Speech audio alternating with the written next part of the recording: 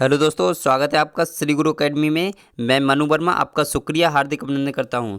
दोस्तों, आज का टॉपिक है संस्कृत प्रत्यय। दोस्तों, संस्कृत प्रत्यय पार्ट 2। इससे पहले मैंने पार्ट 1 करा दिया है। अगर आपने उस पार्ट को नहीं देखा है तो आप उसको ज़रूर देखिए दोस्तों, क्योंकि क्या होता है कि संस्कृत में बहुत सारी चीज़ें ऐसी होती हैं जो हमारी समझ में नहीं आती हैं, और जब हम उन्हें स्टार्टिंग से नहीं देखेंगे तो वो चीज़ें हमारे समझ में नहीं आएंगी दोस्तों। ठीक है, तो चलिए आगे बढ़ते हैं। लेकिन आगे बढ़ने से पहले चैनल को सब्सक्राइब कर लीजिए यदि पहली बार वीडियो देख रहे हैं तो, और बेल आइकन को प्रेस कर लीजिए, क्योंकि यहाँ हम बात करते हैं सिर्फ और सिर्फ शिक्षक भर्ती की। तो चलिए आगे बढ़ते हैं दोस्तों। अब यहाँ पर दोस्तों मैंने आपके लिए कृत प्रत्यय, जो कृत प्रत्यय के अंतर्गत जितने भी प्रत्यय आते थे उन सभी को मैंने आपके लिए करा दिया है। लेकिन उसके बाद में आपके तद्धित प्रत्यय आता है। इससे पहले वाला जो पार्ट था मैंने उसमें आपको बताया था कि प्रत्यय कितने प्रकार के होते हैं। तो 3 प्रकार के मैंने आपको बताए थे, कृत प्रत्यय, तद्धित प्रत्यय और स्त्री प्रत्यय। तो मैंने कृत प्रत्यय को आपको उसमें करा दिया था, लेकिन आज है तद्धित प्रत्यय। तो तद्धित प्रत्यय की अगर हम बात करें तो प्रत्यय तो आप जानते हो क्या होता है, परस्य। क्या होता है दोस्तों, परस्य, यानी कि बाद में लगने वाला जो शब्द होता है, यानी कि शब्द के बाद में जो भी पद लगता है वो आपका प्रत्यय कहलाता है। ये आपको ध्यान रखना है। ठीक है, अगर हम तद्धित प्रत्यय की बात करें तो तद्धित प्रत्यय का प्रयोग शब्दों के अंत में होता है। दोस्तों, इससे पहले मैंने जब आपके लिए कृत प्रत्यय कराया था तो वहां पे मैंने बताया था कि कृत प्रत्यय का प्रयोग कहाँ होता है। तो दोस्तों, धातु या फिर क्रिया, धातु या क्रिया दोनों एक ही चीज़ है दोस्तों। तो धातु या क्रिया के अंत में जो लगते थे वो क्या कहलाते थे, तो वो कृत प्रत्यय कहलाते थे। और यहाँ पर बात हो रही है तद्धित प्रत्यय की, तो जो शब्दों के अंत में लगते हैं वो आपके तद्धित प्रत्यय कहलाते हैं दोस्तों। ठीक है, तो इसको आप ध्यान रखिए। यहाँ से क्वेश्चन बहुत ही आता नहीं है, लेकिन आप उसको फिर भी ध्यान रखिए दोस्तों। आज आपको थोड़ा सा वॉल्यूम में थोड़ा सा फ़र्क दिख सकता है, क्योंकि थोड़ी सी कई दिनों से तबीयत ठीक नहीं है, तो आप थोड़ा सा कोऑपरेट करें। ठीक है, तो अगर हम बात करते हैं तरप प्रत्यय, सबसे पहला आता है दोस्तों तरप प्रत्यय। तो तरप प्रत्यय के योग में पंचमी विभक्ति का प्रयोग होता है। दोस्तों, क्वेश्चन यहीं से बन जाता है कि तरप प्रत्यय के योग में कौन सी विभक्ति का प्रयोग होता है। तो आपको ये याद रखना है कि तरप प्रत्यय के योग में पंचमी विभक्ति का प्रयोग होता है। और जब भी तरप प्रत्यय का प्रयोग होता है तो आपका जो पा होता है, ये वाला जो पा होता है, तो इसका क्या हो जाता है, इसकी इत संज्ञा हो जाती है। इत संज्ञा मैंने आपको कई बार बता चुका हूँ। इत संज्ञा का मतलब होता है इसका लोप हो जाता है, ये गायब हो जाती है। ठीक है, तो यानी कि पा गायब हो जाता है और लास्ट में आपका बचता क्या है, तो शेष आपका बचता है तर। क्या बचेगा दोस्तों, तर बचेगा दोस्तों। ये चीज़ आप ध्यान रखिए। चलिए यहाँ पे हम थोड़ा सा और देख लेते हैं कि जहाँ 2 वस्तुओं में से एक को श्रेष्ठ बताया जाए। जैसे हमने कहा कि राम मोहन से श्रेष्ठ है।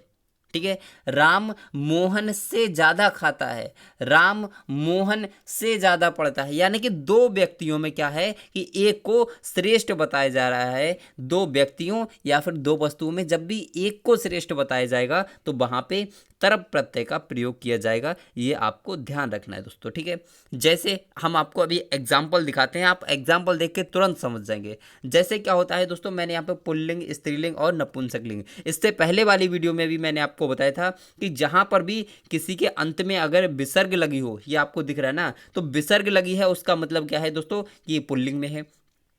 आ की मात्रा लगी है, ये स्त्रीलिंग में है। और नपुंसक लिंग में क्या होता है दोस्तों, माँ लगा होता है, तो वो स्त्रीलिंग, वो नपुंसक लिंग में है। ठीक है, तो इसको आप ध्यान रखेंगे।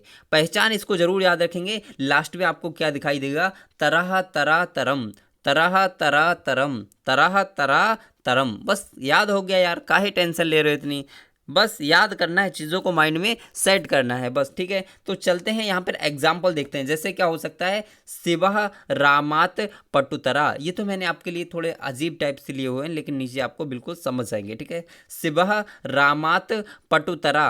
पटुतरा होता है मतलब चालाक, मैंने आपको लिख दिया है यहाँ पे। पटुतरा मिस होता है चालाक, आप इसको ध्यान रखिए। कवि नाम कालिदासा श्रेष्ठतरम, कवि नाम कालिदासा श्रेष्ठतरम। तो यहाँ पर आप देख सकते हो लास्ट में क्या आ रहा है, तरम। ठीक है, और यहाँ पर अगर हम देखें तो क्या आ रहा है, तरह। तो इसको हम देख के तुरंत कह सकते हैं ये आपका प्रत्यय कौन सा है, तो ये आपका तरप प्रत्यय है। ये देखकर आप तुरंत कह देंगे कि ये तरप प्रत्यय है। बस सिंपल सी चीज़ है यार। अगर हम ऐसे ही देखते हैं, श्रेष्ठ तरह, श्रेष्ठ तरह, श्रेष्ठ तरम, श्रेष्ठ तरह, श्रेष्ठतरा, श्रेष्ठतरम। अब बस याद हो गया यार, काहे टेंशन ले रहे हो। इसी तरीके से हम किसी को भी लिख सकते हैं, जैसे हम लिख सकते हैं दीर्घतरा, दीर्घतरा और दीर्घतरम। बस किसी का भी होगा जहां पे आपको तरह, तरा, तरम, तरह, तरा, तरम लास्ट में अगर दिखाई देता है तो आप आंखें बंद करके वहां पे तरप प्रत्यय लगा दो। क्या दोस्तों, तरप प्रत्यय आप वहां पे लगा देना दोस्तों, ठीक है। आपका 1 नंबर पक्का हो जाएगा गारंटी से, ठीक है। तो चलिए आगे बढ़ते हैं। दूसरा आता है तरप के बाद में आता है तमप, तरप के बाद में आता है तमप। ये दोनों एक ही जैसे लगते हैं, यहीं पे कंफ्यूज हो जाते हैं दोस्तों हम कि तरप और तमप में अंतर नहीं समझ पाते, क्योंकि जब हम उसे ठीक से नहीं पढ़ेंगे तो अंतर कहाँ से समझ आएगा। आप लोग क्या करते हो कि वीडियो को देखा, बस स्किप, थोड़ा सा बढ़ाया स्किप, थोड़ा सा फिर बढ़ाया स्किप। अरे यार ऐसे थोड़ी ना होता है, चीज़ों को जब समझना है ना तो बिना स्किप किए हुए देखना होता है, जिससे कि चीज़ें हमारे माइंड में एकदम से सेट होती हुई चलें। और लिखते हुए चलिए दोस्तों, मैं आपको बता रहा हूँ, नोट्स बनाते हुए चलिए, ठीक है। तो अगर हम बात करते हैं तमप प्रत्यय की, तो तमप प्रत्यय के योग में षष्ठी तथा सप्तमी विभक्ति का प्रयोग होता है। क्वेश्चन यहीं से बनेगा कि तमप प्रत्यय के योग में कौन सी विभक्ति का प्रयोग होता है, तो आप कहोगे कि तमप प्रत्यय के योग में षष्ठी और सप्तमी विभक्ति का प्रयोग होता है। इससे पहले दोस्तों मैंने आपके तरप प्रत्यय कराया, तो तरप प्रत्यय में कौन सी विभक्ति का प्रयोग हुआ, तो पंचमी विभक्ति का।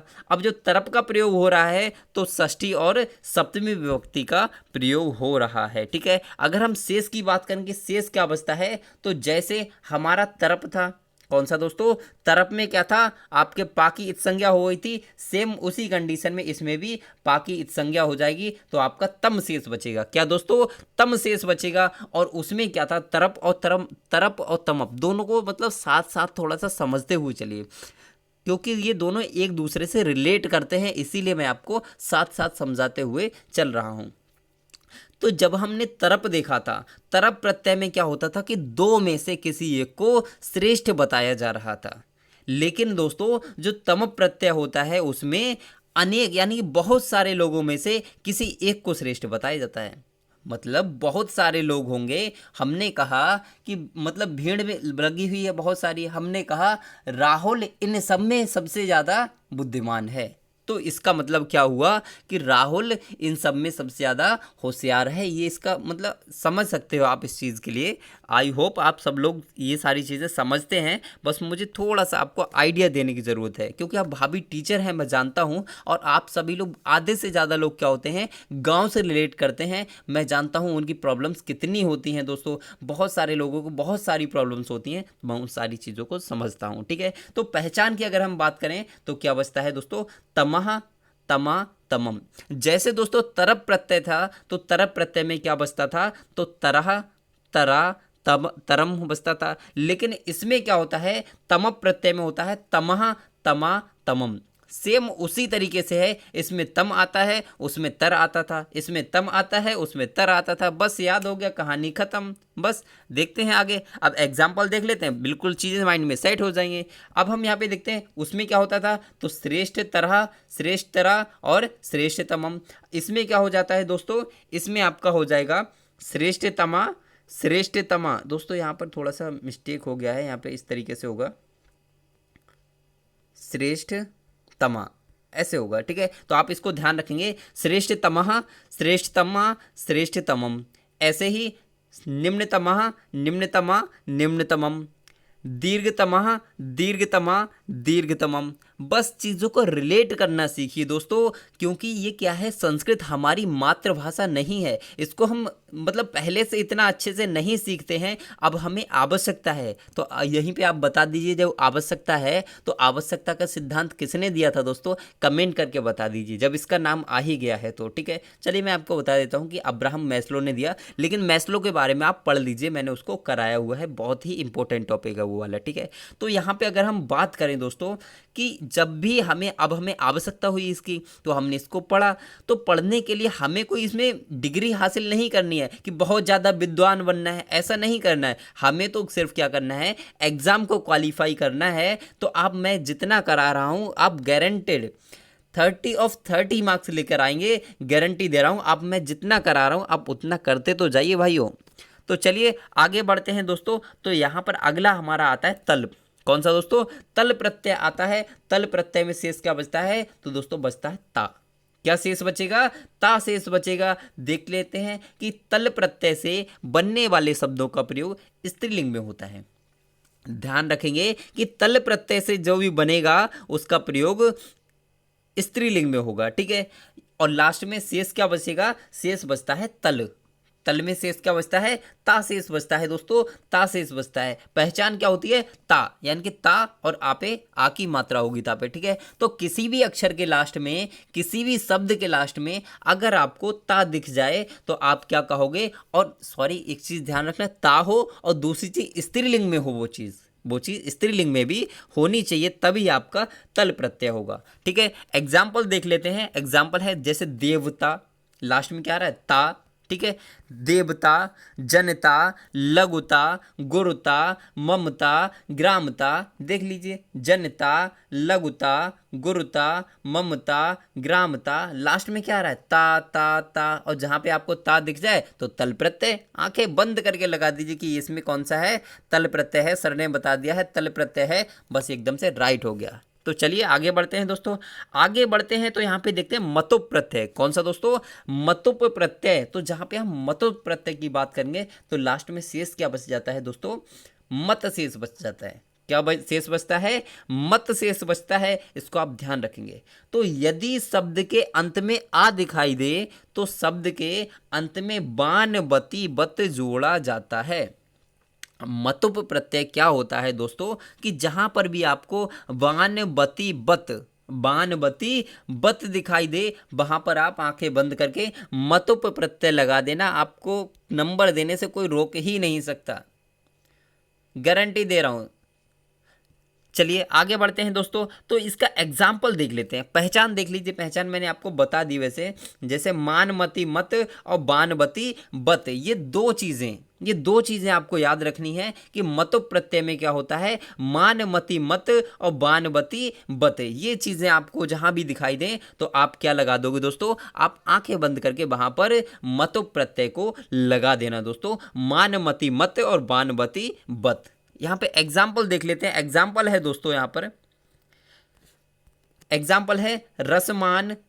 मान वाला अगर एग्जाम्पल देखें तो रसमान, रसमती, रसमत, रसबान, रसवती, रसवत। अब दोस्तों यहाँ पे क्या होता है, मेरे पास कई सारे स्टूडेंट्स के मैसेज आते हैं कि सर आप थोड़ा वीडियो को लेंथ ही कर देते हैं, लंबा कर देते हैं। अरे दोस्तों एक बात बताइए, अगर मैं 2 मिनट ज़्यादा ले लेता हूँ आपसे और 2 मिनट में अगर आपके 1 या 2 नंबर कन्फर्म करा देता हूँ तो वो अच्छी बात ही तो है आपके लिए।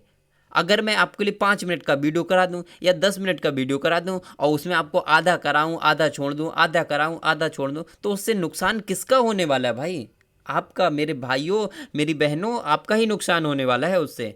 तो यहाँ पे इसका एग्जाम्पल देख लेते हैं मतुप प्रत्यय का। तो इसमें क्या होता है, मैंने अभी आपको बताया कि मानमती मत और बानवती बत, ये चीज़ें आती हैं लास्ट में। जैसे रूपमान, रूपमती, रूपमत, ठीक है। इसी को अगर हम लिखें तो क्या हो जाएगा दोस्तों? रूपवान, रूपवती, रूपवत। अगला अगर इसको ज्ञान को करें तो ज्ञानमान, ज्ञानमती, ज्ञानमत। ऐसे ही ज्ञानवान, ज्ञानवती, ज्ञानवत। सिंपल है दोस्तों। इसी तरीके से बलमान, बलमती, बलमत, बलवान, बलवती, बलवत। इसी को ही गुणवान, गुणवती, गुणवत। ऐसे ही करें इसको और तो गुणमान, गुणमती और गुणमत। सिंपल है दोस्तों। इससे सिंपल बताओ कहाँ से लेकर आऊं दोस्तों? ये ट्रिक नहीं तो और क्या है? इससे ज़्यादा सिंपल आपको कोई नहीं पढ़ा सकता दोस्तों। आप पूरे YouTube की गारंटी देता हूं, आप पूरे YouTube पे खोज लीजिए, इससे सरल आपको कहीं नहीं मिलेगा। आप देख लीजिए उसके लिए, ठीक है। तो दोस्तों वीडियो अगर अच्छी लग रही हो ना तो लाइक और शेयर तो बनता है ना, तो लाइक शेयर कर दीजिए आप।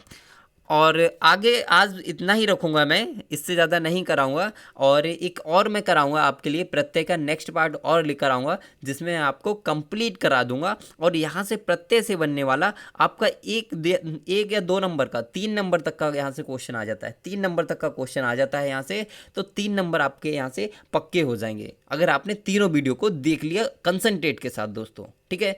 तो दोस्तों अगर वीडियो अच्छी लगी हो तो लाइक शेयर और चैनल को सब्सक्राइब कर लीजिए और बेल आइकन को प्रेस कर दीजिए, ठीक है दोस्तों। अब और कमेंट करके ज़रूर बताइए वीडियो आपको कैसी लगी। जय हिंद।